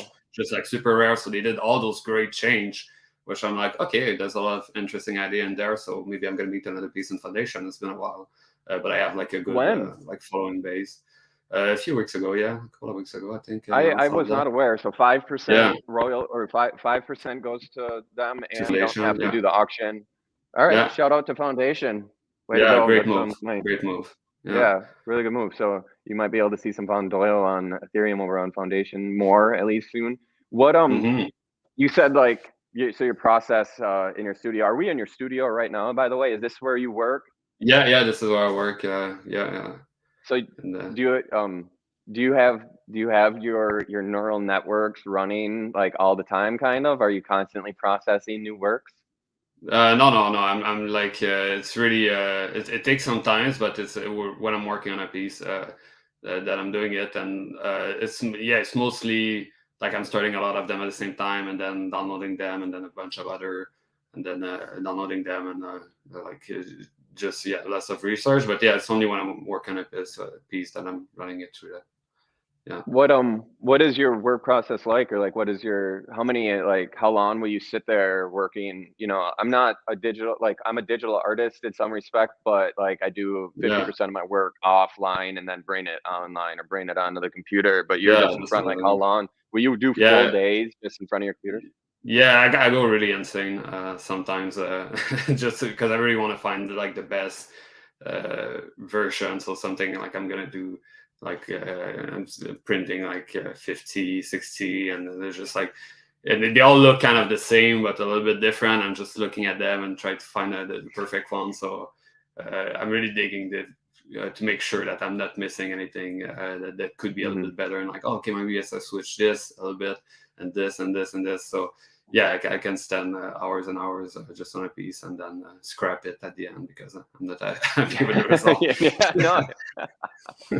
Yeah, dude, I feel you. I'll spend an entire day like this is like not on the computer, but like doing physical shit and then literally throw it in the garbage at the end of the Yeah, day. Just be that's a long obsessive about part. doing. Yeah, yeah, that's a long part. Just being obsessive and like just waiting and waiting and like downloading more, and like it takes a really long time. And once I have, okay, I know I'm working with Doyle's final one, and then creating, like doing the mask and the collage. This is a fun part, like that I love doing it. Yeah. But yeah, like finding all my material that I'm going to be working on, like just that all the research. Like I like researching painting. This is fun, but like once I'm deciding on a painting and I need to find like all the material, all the different string of neural network that I'm gonna do. Yeah, this is really like kind of long, extensive, boring part almost. Well, you have a very like your process is multi-tiered, where you have like the beginning part of your process is sourcing imagery and research. Really, it seems like you do a lot of research to Yeah, start for out. Like, painting. Yeah, does this and that research really include help. like? Does that include reading? Do you do a lot of reading as well? Do you read a Yeah, lot about the artworks that you're working with to yeah. I want understand to like what's going learn on? more about the like the artists and their whole story. Right now, I'm reading early Rubens because Paul Rubens is one of my favorite Baroque painter. I've done like a ton of piece from him, so I really want to know his life inside out. And it's Rubens. Shout out to I'm Rubens. learning. Shout out to Rubens. Yeah, like I'm learning so much and about like his city and his whole life. And I have also Caravaggio. That I haven't done a lot of Caravaggio, but I love his kind of contrast, like clair obscur. Chiaroscuro, yeah. Yeah, I like it, like getting some books just to have something physical and not being in front of my computer all day. But otherwise, Me too. it's on like Wikipedia or any kind of information I can find to really understand the piece as much as possible. Yeah, do you feel that that the more you understand about the piece and the artist, will that change how you interact with the piece, or will it? Do you think that, or I'm surely subconsciously, but is that Mm-hmm. something that you're aware of that you try to? It depends. Sometimes I'm really just because it look cool, I'm gonna go in a direction. But other time, it's like if I'm learning some specific about painting and the meaning behind it, it's gonna inspire like how I'm treating it and how I'm transforming this character or this background because like okay, this is kind of a dream and it's going to fade out the background with solitude and she's just going to be floating about around this body. So like when I'm bringing them to life through the neural network or through animation, definitely like trying to tell a story.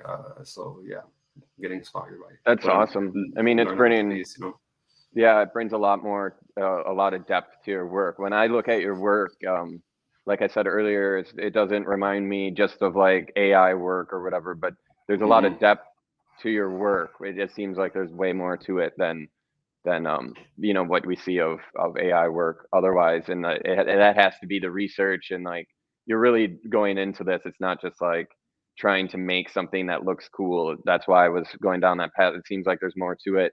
When you're influencing the works, or you call it disrupting the old masters, is there any specific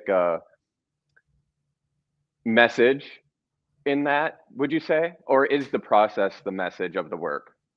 Yeah. Like I was saying a bit earlier, it's really, I want to see them from the eyes over time because, basically myself, I'm always like connected to a computer or to my phone, and like it just. I just want to be in the country, go back outside of Montreal in the city, but right now that's especially in the last 2 years with pandemic, I just feel like I've really like turning into a computer myself. So I'm going back to those painting of like pure classic beauty, and seeing them from the eyes over time is kind of the ideology behind Van Doyle.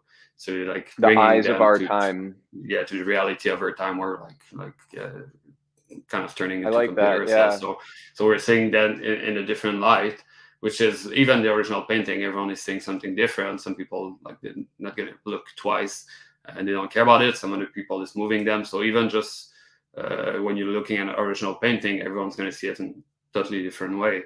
But right now, what I'm doing is like forcing the people to look at them by enhancing stuff like crazy. I'm like, okay, now you're gonna look at it. I'm like, now you see how messed up it is.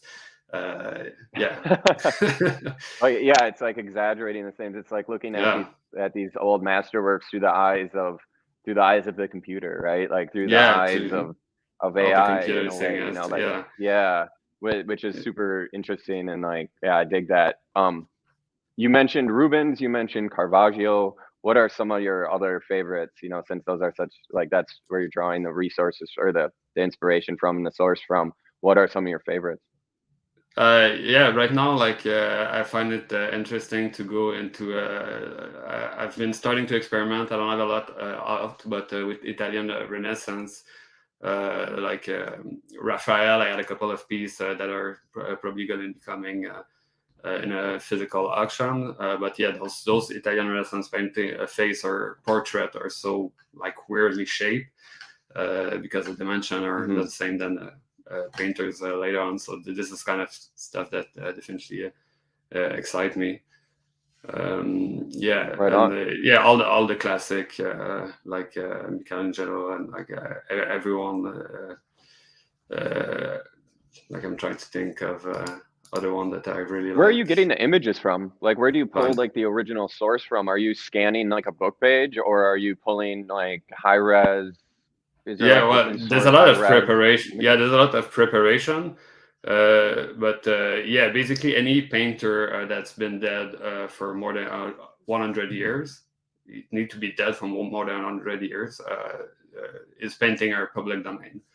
But the actual... That's how that works. That's how it works, You just need 100 years from being dead, your work is public domain. So that's super interesting. Okay. And I'm only working with public domain paintings just to like make sure that what I'm doing is 100% legal. So let's say Van Gogh, I did Van Bott, which is like he did hundreds and hundreds of different portraits of Van Gogh. So I was like, oh, this is super interesting. I want to do a Van Bott version of him. What I do is I take super high-res images, but there's a lot of preparation because if it's like just straight sending in, a lot of time it's not gonna look good. So I'm doing a lot of retouching, and I'm using AI to enhance those images because a lot of time what you gotta find online is low res, and it's not gonna look good when you run it through the algorithm. So I'm using AI to enhance the resolution, the pixel, the sharpness, and all the stuff on the images. Not too much sharpness because I like a little bit of blurry, and also sometimes even if it's some painting I'm like making with even more into oil painting by different effect that I'm treating, playing also with luminance and all this stuff. So once I have it ready, I'm running it through the algorithm. But there's a lot of preparation. I guess the actual photo that I'm using is kind of illegal because I don't own the right of that photo. At the end of the day, what does that even mean? Well, I mean, legally, like if I would take those photos and print them in a book and sell the book, I would be doing something illegal. But it's so different from the photo that I'm using. Yeah, like, man. I mean, no one could tell which one of the photo I've used out of the hundreds version copyright that there is like that. I can't wait until I there's a guest coming up on FakeWhale here that I'll get into copyright, but like copyright and art, man, I'm just like I'm super interested in that topic. Like I think copyright should be obliterated to some degree. Like but also like you're playing it super safe by doing the 100-year dead artist only or whatever. That's super safe. Yeah, I a mean, lot of people don't do almost that at take all. well, you could take almost anything. I mean, and I'm not I'm not saying people should do this or I'm not condoning it or anything, but like you could take almost anything and use it at this point and say it's fair use because you're bringing it into the context of art. I mean, there's so many fine artists that are doing the most absurd, not even changing things and putting in the context of art, and that's not legal. I mean, the law changed, I think, and this is American law. So I mean, you're in Canada. It's like what is international copyright law? What even fucking is that? But yeah, I don't know. Yeah, I mean, I could say like, yeah, like I'm doing a commentary on a Francis Bacon piece, so I'm just like taking it and changing it. The guy is it's not public domain, but yeah, I could, I guess. It doesn't need to be. It's fair use. It's like it's completely fair use for sure. Would you ever use Francis? Fuck, I would love to see Francis Bacon Von Doyle. Yeah, it would be insane. I love this painting, and it's already like people was Adam was saying that there's a lot of resemblance between our two universes, and yeah, I totally agree. This kind of disturbing imagery that he's doing is really close to what I'm doing, and I'm sure the result would be interesting. Worst case, I just don't mint it. Suited. yeah, of course. I mean, that's definitely worth the experiment. You know, like I think I'm gonna do it just for fun, for sure. Someone just asked a question. Odd Nerd Drum. Are you familiar with Odd Nerd Drum? I don't think so. No. You should look him up. He's a painter. I used to work with a gallery that actually worked with him, but he paints in like the classic Renaissance style. He's like super. Are you seeing the comment? You should look up Odd Nerd Drum quick. But this person asks, where does your interest in grotesque that seems to inform your work originate? That's a good question because we touched on the fact that your work is somewhat grotesque and like you're definitely pulling out parts, like you said, like bulges and eyes and parts where they don't belong and stuff like that. And not necessarily everybody that's doing your techniques would be gravitating towards that. What is it that, you know, where does that come from within you? Yeah, well, like I said, I've always been inspired by some like really some movies that are really in your face, and other things like I was reading when I was like super young. I was reading Marquis de Sade, which was also some pretty strong imagery from. What was that again? Marquis de Sade is a writer. From the 18th century, but what he's writing about is like the most violent, degenerate stuff and it's weird that you're like, well, this is from the 18th century and no one's writing anything that freaking graphic and intense these days. So like, will you type that to me real quick? Yeah, for sure. So that I have the name. Yeah, that sounds awesome. But you were reading that as a kid too, huh? It sounds like I just found this super like over the top stuff when I was a really young age, and I guess it left a big mark into my my subconscious. Okay. And the Marquis de Sade. Yes, I'm familiar too. I'm familiar with the name, but I'm gonna know. But he came up with the idea of sadism. Like that's his. Yeah, that is from Sade. Yeah. Okay.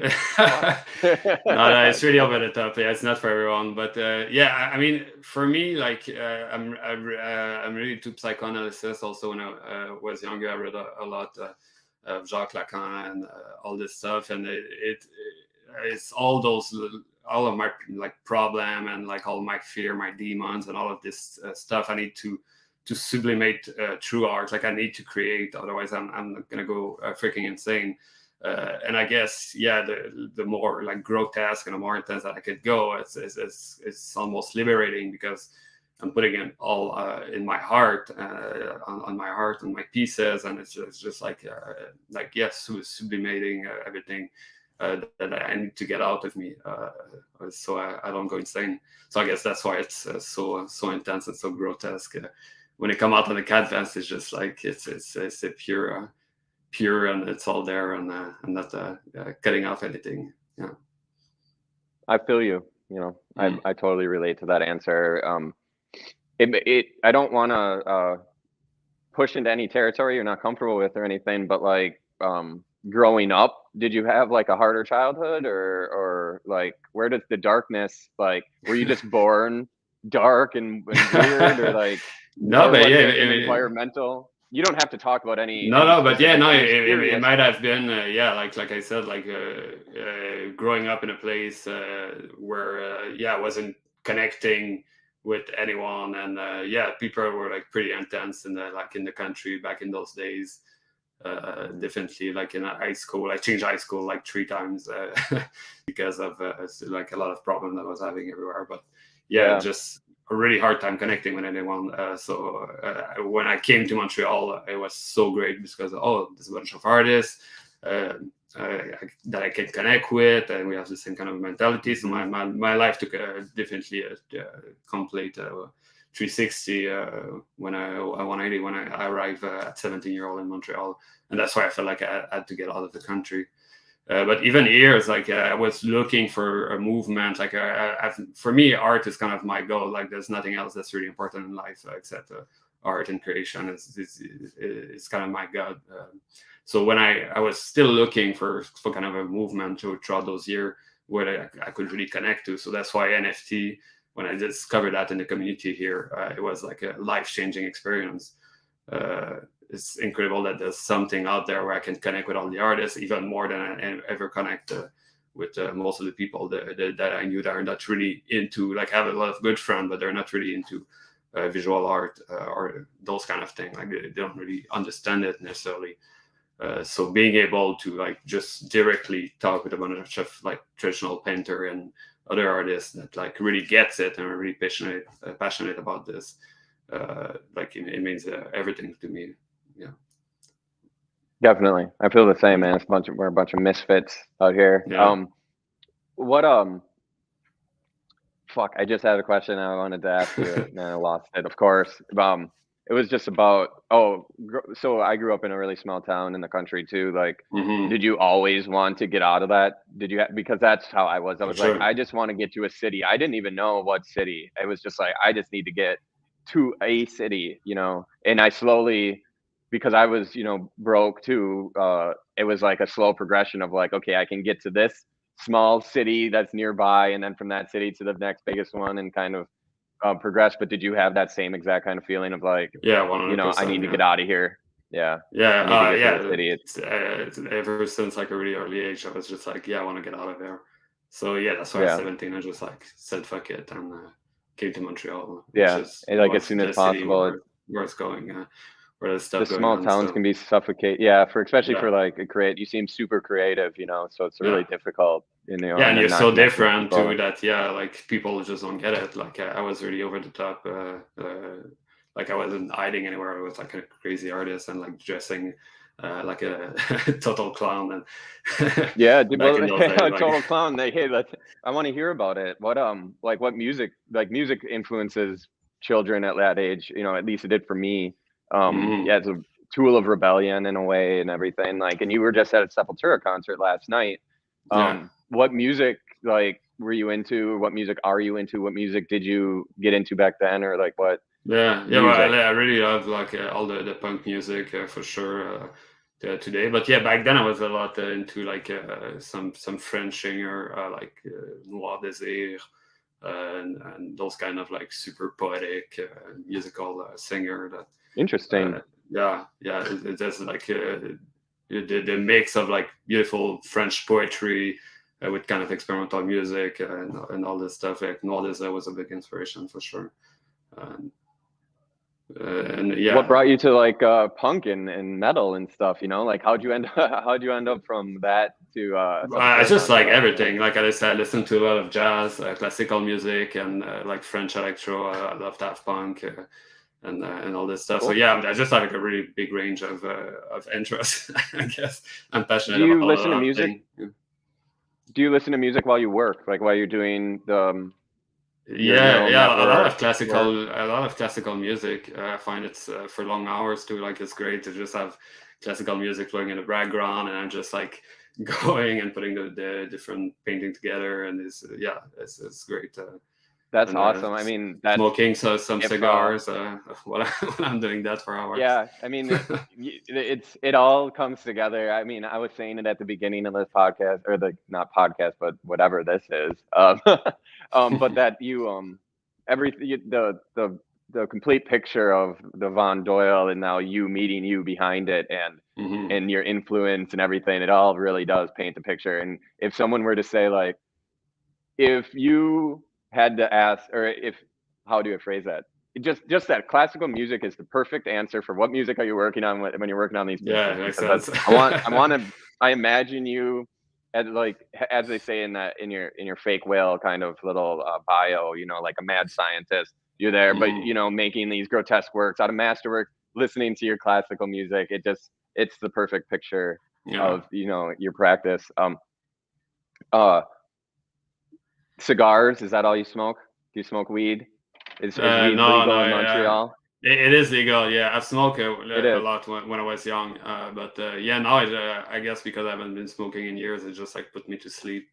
Fair enough. So I was wondering if there was any. Cigar. I get a psychedelic sense from your work. There's definitely a psychedelic coming through of your work. Obviously, I was wondering if you explored, LSD. Yeah, there's some psychedelic. Or... Yeah, I mean, I don't know if I want to go too much in detail, but I get. No, you don't have to. I was just wondering. Experimented. I mean, I like some. I was gonna say, if you haven't, get some, and then do some work and see what happens then. I want to. We need drugs for the AI where we feed like LSD to the machine. But yeah, it's a bit like a LSD trip for sure. Like when you see my pieces, like you don't need to do some to like you feel like you're a bit on some kind of psychedelic looking at the pieces. I guess. Yeah, you're the one producing the hallucinogens. That's actually like pretty apropos. That actually sits well with me. Von Doyle, it's been an hour and a half, and I don't want to take up any more of your time. I really enjoyed getting to know you. Oh, I did want to mention one more thing. You're sitting on a cyberpunk chair, I see. Is that right? Like a gamer chair? Yeah. I like video game definitely. So that's kind of right on. That's a cyberpunk. So and there's the kind of logo behind that looks pretty cool too. I don't think awesome. You can see it. Oh, you got flames. It looks like. Oh, sick. Damn. Yeah, it's kind of a sick chair. That's hardcore, man. Is that thing comfortable? Yeah, it's good. I wanted to like a really hard chair for my back. So if you like like kind of hard chair that just keep you straight, Secret Lab are great for it. Secret Lab. Paid by them. There you go. You're not paid by them? No, they didn't pay me to say Let's that. get him a sponsorship. Von Doyle needs a sponsorship from Secret Lab. We all do. I'll take one too. I need a comfortable chair for sitting long hours in front of the computer. Yeah, it looks a big geek having that in an interview, but it's comfortable. Do you play that game, Cyberpunk? Yeah, I play it. Yeah, it's is it cool? Super fun. And I'm not a big gamer, but there's an update. Yeah, but I like really hardcore game. Like right now, there's Elden Ring that I'm playing, which is like you die nonstop and just try again. Yeah, this kind of I guess I'm a bit masochist playing those games because sometimes it's not fun at all. You just like go to the same monster for hours, like no pleasure. Like it just feels good when you finally beat him. And you're like a masochist, like you said. And there is a definite masochist, and we're like no pleasure in that. I was going to disconnect, but it looks like we have another question. If you don't mind. No, for sure. Do you feel any disconnect between core admirers of your work and who purchases them as NFTs? Trying to read that question. Of your work and who purchases them. I don't know. Like a lot of people that like my pieces are collecting them, and same for me. The artists I admire, I'm collecting them. So we're moving a lot of Tezos around, I guess, buying each other for art. I'm a big collector. I have like over 800 pieces in my collection. Wow. If you guys want to go and look into it, there's a lot of gem in there that might be. Yeah, definitely go check out Von Doyle's collection on Object. Definitely buy some of his works too. There's some really good price ones. I guess that question that person asked, Occulter, shout out Occulter, thank you for these questions. The thing is that like core admirers of your work and then who purchases them as NFTs are the same thing, you know? Like the beauty of Tezos is that there's not a huge gate up that would not allow somebody to really purchase. And like your work, it actually like really runs the gamut of prices where if you're interested, you could be the owner of a Von Doyle today, you know, pretty easily if you wanted, but also you have some like very pricey hardcore pieces. So I'm doing both, and I've seen a lot of out. movement. So I guess some people just discovering me one day, and they go and grab one of those pieces in the secondary. Like it's all the time. Are they gonna go and get my picture profile, or that was you? Everything. I remember finding you and buying a bunch on secondary. I bought this Ode to Tezos. I really like that piece. And I was really happy to purchase that one on Tezos. That was one of my bigger purchases from you on Tezos, or on secondary. I mean. I like doing some kind of thematic piece sometimes. Like the NFTs are not art. When Sol Wikipedia decided to remove NFT, the two top piece from the top selling artwork of all time of living artists. So they removed people and pack. And I was like, what the hell? So it's just like a bunch of like geek behind a computer at Wikipedia can decide what's art. So I was so pissed off that I did a piece called NFT are not art. That's crazy. When did that happen? Like maybe a month ago. I'm not good with time, but I would say I'm not good with time either. Or something. Let's see my piece here. If you want to open. Yeah, so FakeWhale is saying, or Ali is saying that was about around a month ago that they did that. I wasn't familiar. That's January 20. What happened? So I'm sorry to keep this going, but I'm interested. No, I'm fine. So on Wikipedia, top selling artworks, they had Beeple and Pac as part of the list of the top selling artworks of all time. They were in the and top then 10, just one day they decided to take those out because they were NFTs. So basically they were. Yeah, so they're deciding that NFT are not art, and Wikipedia is such like a huge reference for people. They're like, "Whoa, you guys can decide what's art and not." Like that's the worst. But that doesn't even make any fucking sense. Yeah, okay, well, I guess that's why I see a lot of people on crypto Twitter being like, "What is art? Is this art?" and stuff like that. Yeah, it's all a reference to that. Yeah, saying this shit. Okay, I get you. Yeah, and because I was like, "Why is this dumb?" It's so stupid. So my piece, I put the Beeple in the back and the pack balls under the Marcel Duchamp urinal because basically when Marcel Duchamp said, "Oh, I'm going to put a urinal in an expo in an exhibit and say this is art," everyone was like, "Oh, what the fuck? This is not art. That's a urinal." I also put like a graffiti of.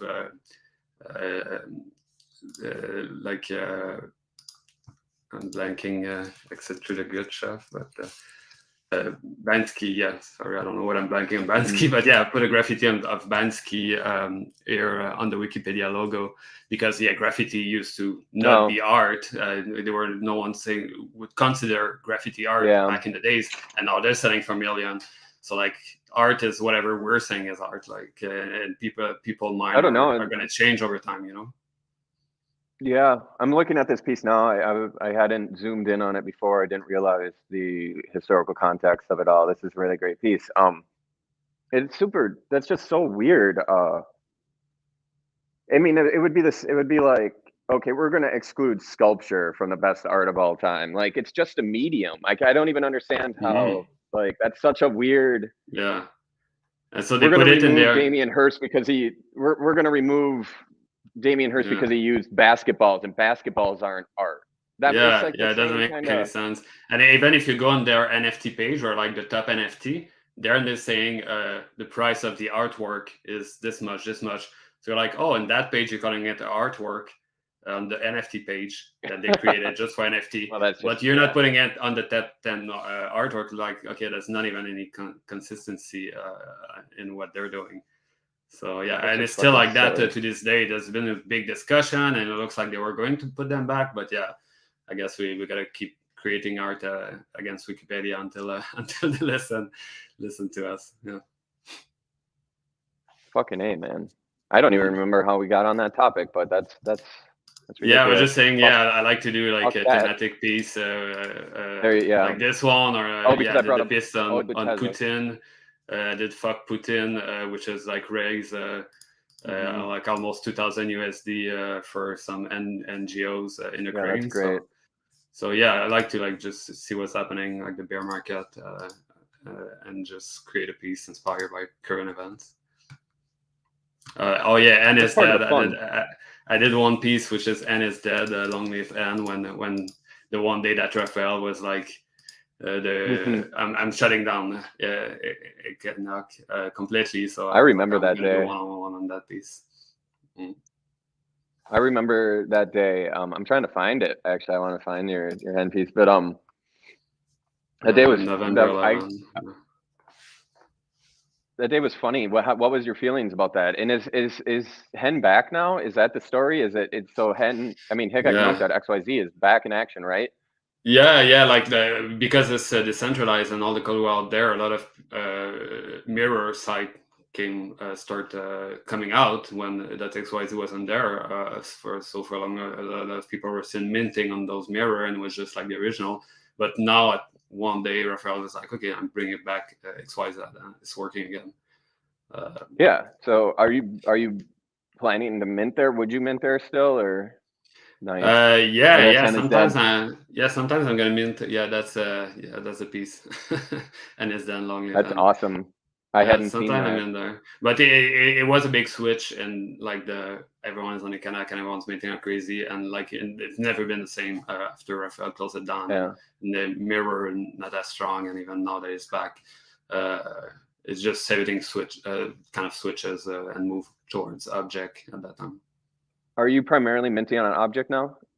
Yeah, mostly on object. I mean, it's working well on object, and with the like current market and everything is going on, it's good to have a place where I know it's gonna do well without asking too much question. I'm able to create, have a platform, so I'm happy.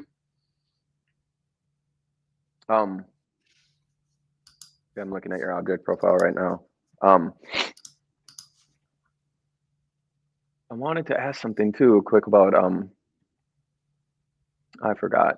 That's how this always goes, man. I always have super long list of questions, and then you just forget them as you go because you get distracted. You bring up so many other interesting points as you go. Yeah, me too. There was some stuff I wanted to talk about, but like I just forget about it. I wanted to ask you about how often do you mint too? Like, what's your minting process, or is that too just kind of like a gut feeling? I feel like doing it today, I'm going to do it today, or do you have a schedule, or like, because you do have quite a library when you look at your profile on object, you for the past year, you have quite a library. And what is your process for that? Or like, do you try to space things out, or do you think about scarcity or like, what's your process? I mean, I'm definitely taking quite a good time between every pieces, sometimes a few weeks.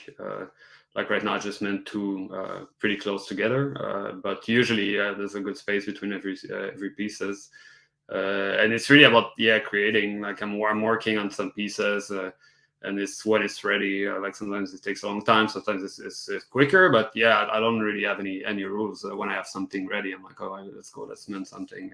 It's finally ready. So you're not forcing anything. Put it out there. No. Yeah, I like. I just like. Putting it out there, and when I'm creating something, it's a good time to like just share it and mint it and all at the same time while there's a lot of eye on it. VanBot is one that I like kind of posted and then minted like a month later, but like everyone had forgot about it. I guess there was not a lot of bidding going on when I decided to mint it. So I think when you're just putting it out there and minting at the same time, it's probably a good moment. So it's still fresh and everyone's mine. And then great. We'll wrap this up now because we're approaching 2 hours, but I want to ask on the downside here, and you kind of are alluding to it, we're talking about kind of a bear market now, if you want to call it that, whatever. But What do you see next? What's next? Let's do what's next for NFTs in general. Let's not even say NFTs, crypto art. Do you think we're going to see it come back strong as it was before, or is it going to evolve and just become different? Or are we going to see a pop soon, or what's your just opinion there? And then second of all, you personally, what's next? What's coming up, or what are you excited about? Yeah, no, it's gonna come back. I think a lot of people, like when there's something like a war or something intense like that, all the kind of risky asset are tend to go down, and people are more like focusing on tangible, like really safe stuff, like the housing market or anything that's like a really more safe base. But I'm sure people are gonna go back because they're gonna now right now they're just investing in the 401k and it's boring and it's not moving, and then they're gonna remember how much fun it was collecting art instead of putting all my my money in this boring 401k, like, and they're just gonna realize that, oh man, this is what I miss. And eventually, like, it's just gonna start over again, and everyone's gonna come back and being like, when the market's starting to move, they're gonna see it. They're like, oh, it's moving again. All right, I'm in. Like, I just need to start a little bit, and then it's gonna blow up again.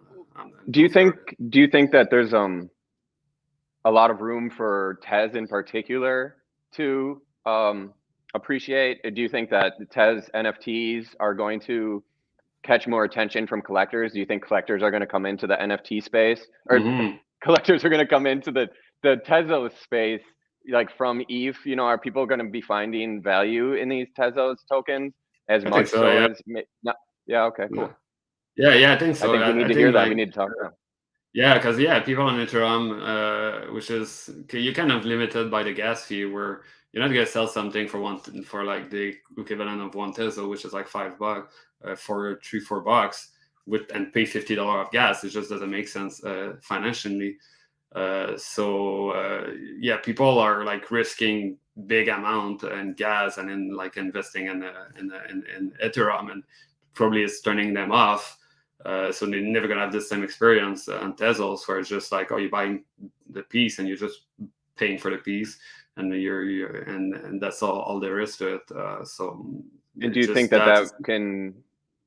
Do you think that can sustain, or that can appreciate up into values that we're seeing NFTs selling on Ethereum for? Do you think we can reach those kind of levels? Yeah, I think they can come, and like especially if they didn't like economic interface, because they prefer when something is well organized, like OpenSea. Now we have Object, which kind of looks like OpenSea. It's just taking everything, and it looks really professional and wearable. That's on Tezos now. I don't know how much it's strong right now, but Object is working really well. Yeah. So if they come and see that and like, okay, well, it looks like the piece are in like a really like well built website, and they're not gonna have like what would push them before. They were scared that, oh, I don't know how safe it is, or some people that could have doubt that it's gonna last forever and that their piece that they're buying is gonna be there forever. I think now that they're gonna see Object and realize, okay, like this looks like something that's the same level in Ethereum without all the problem that there is on Ethereum, all the high gas fee and everything. So why not move it towards Tezos? I see a lot of collector coming in all the time, and I think they're gonna keep coming for sure. Awesome. Yeah, I really hope so. People like you and artists like you are really important to that, because the quality of work that you're creating is comparable to anything anybody's minting on Ethereum as well. So like when collectors come into the space and see work like yours, you know, it's definitely something to be taken seriously. So I love the art. I love the art on Tezos. There's a lot of like amazing art. It's just, I agree. People don't blow up maybe the same way that some other people blowing up on Ethereum, but it's there if you do a little bit of research. Like there's so many great artists. A great place to start would be like your collection of not just the works that you created. Definitely go look at the works that you created on Object, but also like look at the works that you own. Look at the artists you like, whose work. Look at the collection and click, visit their profile, see everything they're doing, and you just have to follow the threads. I collect primarily on Tez, and I think that the art on Tez is actually, I mean, not to compare Tez and Ethereum art because it's just art. It could be on either. It doesn't matter. But I'm just trying to say that like I see the quality of art on Tez is just as high, or goes just as high as the quality of art on Ethereum, and it's so fun. Yeah, go. I mean, I have a pretty good collection on Object now that Versum's on there too. So like that's a really great place to start. And a lot of traditional artists, which I love to collect, are on Tez also. Yeah, it's a great place. Yeah, need more. Yeah. And so, what's next for Von Doyle specifically? Well, I mean, I always try to push myself, and I like doing those more complex pieces lately with animation. So yeah, I want to see where it goes, how much more crazy I can make them every time. And also, yeah, AI. There's new stuff coming all the time. Like I'm interested in AI music, and also there's some AI doing like masking or animation or 3D. Like it's all really interesting stuff. So I think the AI is going to be able to do more and more and more. So I definitely want to keep researching that and experimenting with it, and see how I can bring it into my world. Sometimes the mix. Another piece with Jonas Pfizer, like I don't know if you know him. Like he does those crazy 3D. 3D pieces. We did a collab where I did the texture for the skin around the face of this 3D character, and I did the texture for the eye, and it's in a 3D environment, seeing my Von Doyle texture in a 3D environment wrap around the face. It's completely insane. So this is the kind of thing that I want to experiment more with, for sure. There's so much to play with. It's like it's the like you said it. Yeah, because it continues to grow too. So it's like you get a hold of one thing, and by the time that you figure it out and I'm working with that, there's another thing to explore. And and I want to get bored and do the same thing. Like I'm gonna keep doing something that's completely different every time, because that's what excites me. And it's beautiful. Like, so you're doing just this, right? Like you don't have another job really that you're doing, or like there's not like Von Doyle is how you're sustaining life. I work at some other job a little bit, just to make sure that I have enough money for everything. Sure. Here we're super taxed also here, so of course, but Von Doyle is like the focus. But that's definitely the focus. Like, this is everything I love, so it's definitely my main focus. Beautiful. 100%. Yeah. Beautiful. Well, we'll leave it at that. Everybody go check out Von Doyle the links are all over the FakeWhale page. On Object, you're on Foundation as well. Is that right? Yeah. You can see if you click on vondoyle.com, you're gonna see all my links in there. So if you want to go and check what I have on Ethereum, on Word of V, on Object, Versum. Do you have any works available on primary market right now? Versum, yeah. If you go on Versum, that's the only place. Okay. So this link is right in my description. Let's see here. A collab that should be available. Collaboration. Von Rek with 3A, 5A, 1A. Let's see, there's four available, yeah. So if anyone wants to grab that. And they're all on Versum. Yeah, on Versum. So you can see the collab part on Versum. I'm telling y'all. Like, 4 pieces available. I'm telling y'all out there. Everybody listening, go on Versum. And let's get it popping over there. Especially now that it's showing on Object. Go for it. Yeah, especially now that it's showing on Object. There's absolutely no reason not to. I'm going to put your Versum profile here. I think that's right. Okay, they're saying also if you go on the FakeWhale website, you're going to see all my marketplace there too. So it's a good reason to go and visit FakeWhale.xyz and see the other pieces from Die with the Mosaic and Walk. Yeah, they're amazing pieces. And so Walk. Happy to have one of mine there. Walk, yeah. Part of the vault, that's right. We didn't even mention. I mean, we looked at the piece that you did in detail, but we're so stoked to have you in the vault and to see what happens with all this. The vault now containing week 1 artist Die with the most likes. Shout out. Week He's 2 was amazing. Walk. My favorite piece of Walks he put in the vault, which I was like, holy shit, like this is, I couldn't believe it when I saw it. That Michael Jackson piece is just fucking It's so cracked me up. good. And now we have you. Next week is Gamma Trace. So he'll be minting into the vault. We'll be featuring him all week long. And then next week, I don't know if they talked to you at all about this already or not, but no, I don't know what's going on after okay, 4 I'm being told to be quiet, so I won't say anything. Okay, but we yeah, have, it's we so have some more stuff planned for next okay. week. Yeah, let me know. But it's so cool that I love that Shut up. Yeah, I love that the art are not for sale. It's so cool. It's just like, oh, let's just create and should like mend the piece, and that's it. It's not for sale. That's such a great idea. So I was like, all in. I'm gonna do something completely insane, and no one's can buy it. Like your piece is so insane, cool. dude. Like the piece that you put into the vault is one of the best that you've that I've seen from you in a minute. All your work's great, but that one is just really next level. Yeah. Super honored. I know I can say that on behalf of all of us at FakeWhale, that we're honored to have that piece. And you can tell how much work you put into it. So we appreciate your time. But also, yeah, just to finish, Die with the Most Like. I forgot that we did a collab on Foundation. Like, check it out. Die with the Most Like. For with real? Doyle. Yeah. Well, definitely check that out. I have not seen that. I can't. Okay, I'm gonna check that out. It's on right away after this. No. Fuck yeah, man. Well, thank you for your time. Thank you for the insight into your work. And I mean, this was, you said it's the first time putting your face out there. So I think this is the first time people are really getting the deep dive of on Doyle. But you're super smart, super interesting, intriguing. Would love to speak in depth again. I mean, about your film influences and books and all that. It's just fascinating. Thank you so much for your time. Yeah, thank you. Hopefully we can meet somewhere in real life at some point in an expo or an NFT Absolutely. event. I'm sure. Absolutely, dude. 100%. So everybody make sure you check out Von Doyle. Stay tuned. I won't say anything about what we have coming up, but we have some very fun, interesting live conversations and fun things coming up. So thanks again, Von Doyle. Talk to you soon. Peace, y'all. Thank you for joining us.